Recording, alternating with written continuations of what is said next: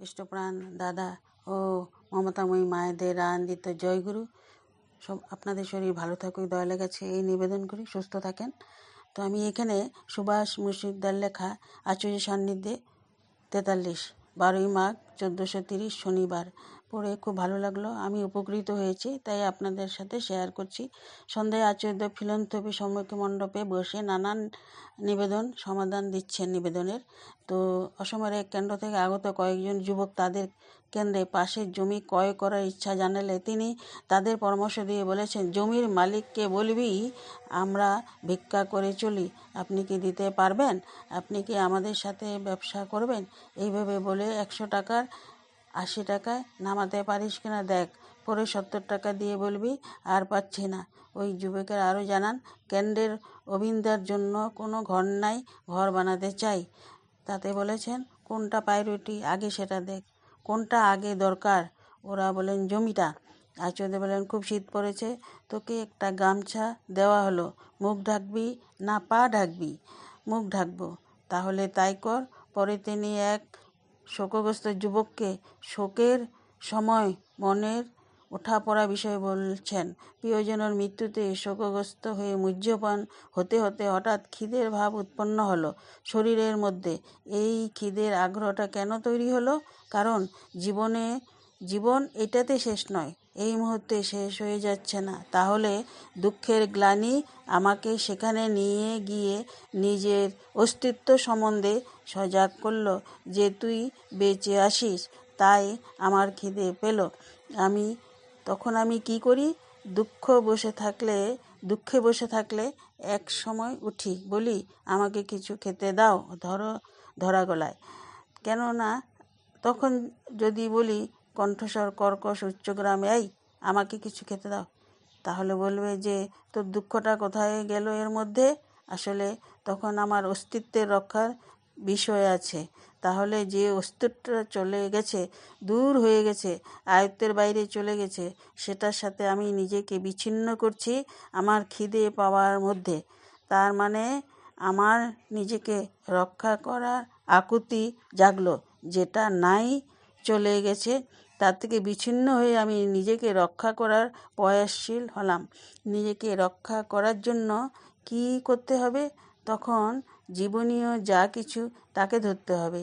এই যে ধ্বংস থেকে সৃষ্টি শুরু হলো, একটা করে পাতা বেরিয়ে এলো, তখন পাতায় পাতায় ফুল সবুজ হয়ে উঠবে। আমাদের মনটাও এরকম। তাহলে যেটা নাই সেটা ছেড়ে যেটা আছে, মনটা সেখানে থেকে গেল। শোক থেকে মনটাকে বের করে আনতে হবে। মন যদি শোকের মধ্যে থাকে, সে কিছুতেই বেরোবে না, সে ঘুরবে, আবার গর্তে ঢুকে পড়বে। ইঁদুর ঘুরে বেড়াচ্ছে, আবার গর্তে গিয়ে ঢুকছে, সেই জন্য সে ইঁদুর থাকবে। কিন্তু তার যে অধিপতি, তাকে গণেশ বলি। গণ মানে পাবলিক, আর মানে ঈশ্বর। পাবলিক এর যিনি ঈশ্বর, যাকে ধরে চললে মানুষ ক্ষুদ্র থেকে বড় হয়ে উঠতে পারে। যুবকটিকে বলল, বুঝতে পেরেছিস? তাহলে আমি যদি পরম মঙ্গলকে ধরে থাকি, আমি কি করব? বেঁচে ওঠার আকুতি যেই এলো, আমি এগিয়ে চলব। আমি বাঁচতে চাই শুধু না, আমার বাঁচার সাথে সাথে আরও 5 জনকেও বাঁচাবো, আমার পরিবারের আর যারা আছে তাদেরকেও। এই রকম চলতে হয়, ঠিক আছে? আবার বলছেন, আর যা দেখেছো, সন্তান বলো, স্বামী বলো, বাবা বলো, মা বলো, সব কিন্তু অ্যাকচুয়ালি মায়ের গল্প। আমরা এই মায়াতে আবদ্ধ হয়ে বলছি, এটা আমার ছেলে, এটা আমার বাবা, এটা আমার মা, এটা আমার বউ, কিন্তু প্রত্যেকের থেকে বিচ্ছিন্ন। কেননা একটা কলসি আর একটা কলসির জল একাকার। যখন অনেকগুলো পাত্রে জল ভরলাম, সেই সবগুলো কি এক? সব বিচ্ছিন্ন। সেই রকম আমরাও বিচ্ছিন্ন। এটা মায়া যে এটা আমার মা, এটা আমার বাবা, এটা আমার ছেলে, এটা আমার নাতি। আর সবচেয়ে উপহাসের ব্যাপার, সেই প্রিয়জন হয়তো জন্ম নিয়ে আমার সামনেই আরেকজনের কোলে চড়ে ঘুরে বেড়াচ্ছে। আমি তাকে চিনতে পারছি না, সেও আমাকে চিনতে পারছে না। কালকের আমি আর আজকের আমি আলাদা। আবার আমাকে সামনে থেকে দেখলে একরকম, পিছন থেকে দেখলে আরেক রকম, সাইড থেকে দেখলে আরেক রকম। যদি কাচের উপরে বসি আর নিচে থেকে ছবি নেয়, আরেক রকম দেখাবে। এক আমাকেই চিনতে পারবে না, তাহলে কার জন্য শোক করব? অপর এক যুবক তার নানান সমস্যার কথা জানালে তিনি কাছে বসা বাপুনিদাকে বুদ্ধি বেশ ভট্টাচার্যকে বলছেন, পণ্ডিত, ওর কথা সমস্যা দেখো তো, কি কি সমস্যা আছে, আর এরা কোন গ্রহ থেকে এসেছে, আর তুমি কোন গ্রহ থেকে এসেছো, বুঝতে পারলে? যুবকটিকে জীবনটাতে হাত দাও, দেখবে জীবনটা ভালো হয়ে যাবে, ঠিক আছে? আর একটা কথা মনে রাখবে, একটা প্রয়োজন আর একটা হলে ভালো হতো।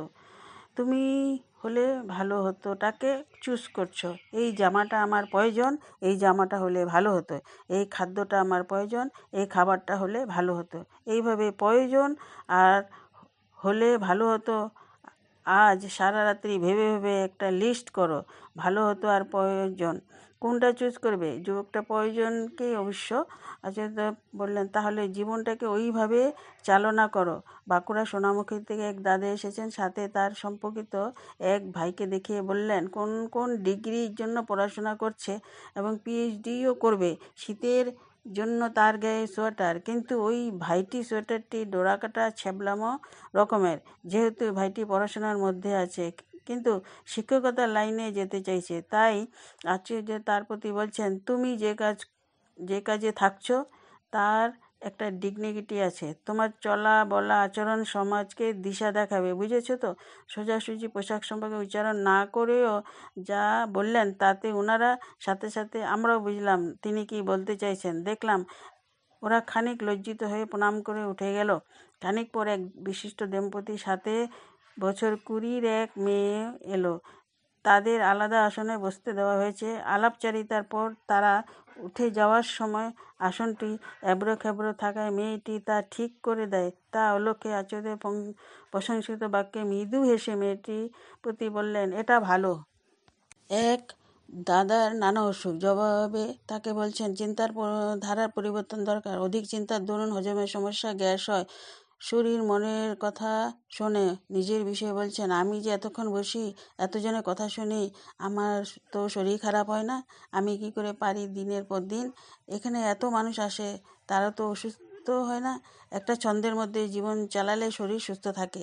এই প্রয়োজনে পেঁয়াজ রসুনের তথা আমিষ খাদ্য গ্রহণে কীভাবে শরীর লোহিত কণিকার আয়ু কমিয়ে মূলত স্বাস্থ্যকে রোগাক্রান্ত করে তোলে তা বিজ্ঞানভিত্তিক ব্যাখ্যা দিলেন।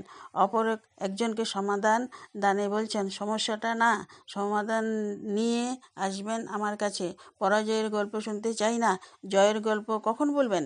বিপদের সময় মনমরা হয়ে থাকলে বিপদ তো আরও চেপে বসবে, আনন্দে থাকলে বিপদ ভাববে ভুল অ্যাড্রেসে এসে গেছি। তিনি অবিন্দার 11 মাস বয়সে হার্নিয়া অপারেশনের গল্প করেন। আমরা সেই সময় স্বামী স্ত্রীতে হাসতে হাসতে গল্প করছি। কয়েক মাস আগে দুর্গাপুর মিশন হসপিটালে অবিন বাবুর অ্যাপেন্ডিক্স অপারেশন হয়েছে। তার গল্প করে বলছেন, পরের দিন সকালে ওকে দেখতে গিয়ে দেখি ছাদের উপর ডক্টরের সাথে আলাপ হচ্ছে।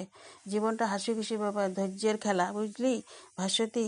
অর্থাৎ তার এই কোনো কিছুতে বিরক্ত না হয়ে সামনে এতজনের সমাধান দান বিস্ময়মুগ্ধ দৃষ্টিতে অবলোকন করছিল ভাস্বতী নাম্নী এক বোন।